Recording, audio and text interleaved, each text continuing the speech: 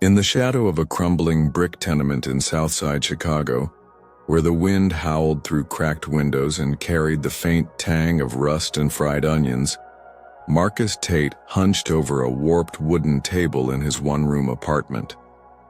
The fluorescent bulb overhead flickered, casting jagged shadows across his calloused hands as he counted a meager stack of crumpled dollar bills. $37 and change. Not enough for rent, not enough for the medicine his daughter, Lila, needed. At 42, Marcus wore his life like a threadbare coat, heavy, frayed, and barely holding together. His broad shoulders, once proud from years hauling crates at the warehouse, now slumped under the weight of a pink slip and a diagnosis that changed everything. Lila, his 9-year-old spark of light, had leukemia, and the hospital bills piled higher than the snowdrifts outside. The room smelled of damp plaster and the ghost of last night's canned soup. A small Christmas tree, scavenged from a curbside discard, leaned against the wall, its sparse branches adorned with paper ornaments Lila had made at school. Her laughter, bright as a bell, echoed in Marcus's memory, but she was at the hospital tonight, hooked to machines that beeped like a cruel metronome. He rubbed his eyes, gritty from sleepless nights, and muttered a prayer under his breath, though he wasn't sure anyone was listening. The eviction notice taped to the door crinkled in the draft, a reminder that hope was a luxury he couldn't afford. Outside, the city pulsed with life and indifference. Sirens wailed in the distance, blending with the low rumble of a passing L train. Marcus pulled on his worn parka and stepped into the cold, his boots crunching against the icy sidewalk. The corner store was his last shot tonight, a place to pawn his father's old pocket watch, the only thing of value he had left. The streets were a kaleidoscope of neon signs and bundled figures hurrying through the snow, their breath fogging in the air. Marcus's chest tightened as he passed a group of carolers, their voices singing of joy he couldn't feel. His fear wasn't just for Lila's health, but for his own failure, the gnawing dread that he was letting her down when she needed him most.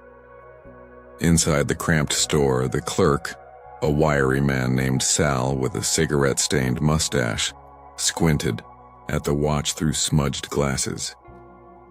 $20, Sal grunted, barely looking up from his tabloid. Marcus's jaw clenched. The watch was worth 10 times that, but desperation didn't haggle well. He nodded, pocketing the cash, and turned to leave when the bell above the door jingled. A woman stormed in, her face flushed and her coat dusted with snow. She was in her 30s with sharp green eyes and a voice like a whip. "Sal, you sold me a busted heater last week and my kids are freezing. I want my money back." Sal shrugged, barely glancing at her. "No refunds, Nora. You know the rules." Nora's hands balled into fists, and Marcus caught the tremble. In her voice, the same edge of panic he knew too well. She wasn't just angry, she was scared. Marcus hesitated, his hand brushing the 20 in his pocket. He didn't know her, but he recognized the look in her eyes. A parent fighting for their kids against a world that didn't care. Against his better judgment, he stepped forward. "Hey Sal, give her the refund, I'll cover it." The words surprised even him, and Nora's head snapped toward him, her expression a mix of suspicion and disbelief. Sal raised an eyebrow but took the crumpled bill Marcus slid across the counter. Nora's shoulders eased slightly, though her eyes stayed wary. "Why'd you do that?" she asked as they stepped back into the cold. Marcus shrugged, his breath clouding in the air. "Looked like you needed it more than me." It was a lie. Lila's medicine loomed like a guillotine. But something in Nora's raw desperation had stirred him. A flicker of the man he used to be before life ground him down. They parted ways, Nora muttering a reluctant thanks, and Marcus trudged back to his apartment, the wind biting at his ears. The emptiness of his pocket mirrored the ache in his chest. He'd given away his last chance to buy Lila's meds, and for what? A stranger who might not even remember his name. He sank onto his sagging couch, staring at the eviction notice until the words blurred. The room felt colder, the silence heavier. He buried his face in his hands, the weight of his choices crushing him. Had he just traded his daughter's future for a moment of fleeting kindness? Days bled into each other, each one a gauntlet of hospital visits and dead-end job applications. Lila's condition worsened, her small body growing frailer, her smile dimmer. Marcus haunted the hospital halls, the antiseptic smell burning his nose, the fluorescent lights buzzing like his own guilt. He told Lila stories of better days, picnics by Lake Michigan, her giggles as they tossed bread to the gulls, but each word felt like a lie. The doctors spoke in clipped tones about bone marrow transplants and clinical trials, words that might as well have been in another language. Marcus nodded, his throat tight, knowing he couldn't afford any of it. One gray morning, as snow fell in heavy curtains outside the hospital, a nurse handed Marcus an envelope. His name was scrawled on it in unfamiliar handwriting. Inside was a check for $5,000 and a note. For Lila. You didn't have to help me, but you did. Nora. Marcus's hands shook as he read it, his vision blurring. He hadn't told Nora about Lila, hadn't mentioned his own struggles. How had she known? The shock hit him like a physical blow, his knees buckling as he leaned against the wall. The hospital's hum faded, replaced by the thud of his own heartbeat. 5,000 wasn't enough to fix everything, but it was enough for the next round of treatment, enough to keep Lila fighting. He tracked Nora down through a mutual acquaintance at the corner store. She lived in a rundown duplex a few blocks away, the kind of place where the heat worked half the time and the pipes groaned like they held grudges. When Marcus knocked, Nora opened the door, her face guarded but softer than before. Two kids peeked out from behind her, their eyes wide and curious. The living room smelled of cinnamon and laundry detergent, a faint warmth cutting through the chill. "How'd you know about Lila?" Marcus asked, his voice rough. Nora gestured for him to sit on a threadbare couch. "I saw you at the hospital when I was there for my son's asthma appointment. Heard you talking to the nurse about her. Then I asked around. Southside's small when you know the right people." She paused, her fingers twisting the hem of her sweater. "I sold my car to get that money. Wasn't much, but it was all I had." Marcus stared at her, the weight of her sacrifice sinking in. "Your car?" "Nora, why would you do that?" She shrugged, a small, defiant smile breaking through. "You gave me your last 20 when you didn't have to. Figured I owed you one." Her voice cracked, and Marcus saw the same fear in her eyes he'd carried for months, the same fierce love for a child that made you do impossible things.